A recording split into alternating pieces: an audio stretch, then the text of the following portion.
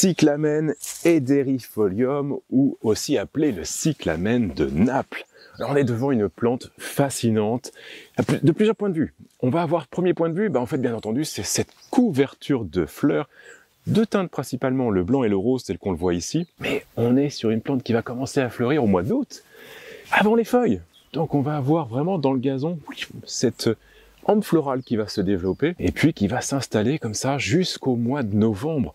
On est vraiment sur 2 à 3 mois de floraison et c'est vraiment extraordinaire. Alors c'est pas la même fleur, c'est bien sûr un nombre de fleurs qui vont se développer, qui sortent du sol et qui vont, voilà, amener cette couleur, ce tapis. C'est vraiment magnifique. Fascinant également parce qu'elle s'installe dans des environnements très souvent très pauvres. Alors pauvres, pourquoi? Parce qu'on est sous des gros arbres, tels que ce tilleul que l'on a ici, qui va avoir un système racinaire qui gêne, ne serait-ce que la pelouse, on le voit bien, elle n'est pas si bien développée que ça, mais le cyclamen s'installe, lui. Donc il faut deux conditions. La première, c'est cette fraîcheur d'une plante. Et on le voit bien, c'est une plante qui va, malgré tout, être dans la circonférence de cette coupe, de ce développement des branches de l'arbre.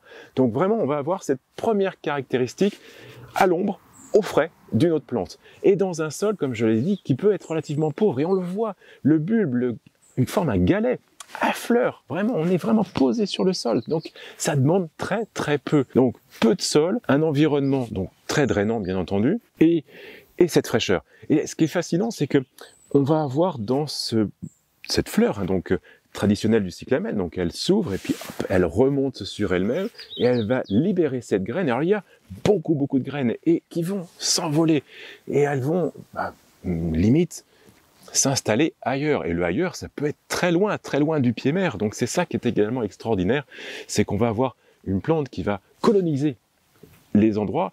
Malgré tout, même si on sort du périmètre de la plante, on reste dans un environnement relativement frais, soit à l'ombre de la plante, ou bien entendu à l'ombre d'une autre plante. Voilà, alors vous allez avoir deux cyclamens passionnants qui encadrent ces périodes où le temps se rafraîchit, où le temps est frais. L'Ederifolium, cyclamen de Naples, qui fleurit de la mi-août à fin octobre, début novembre. Son feuillage va s'installer.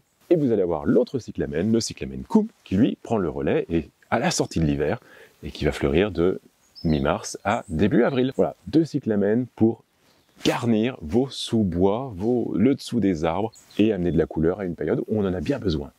Jardinez bien.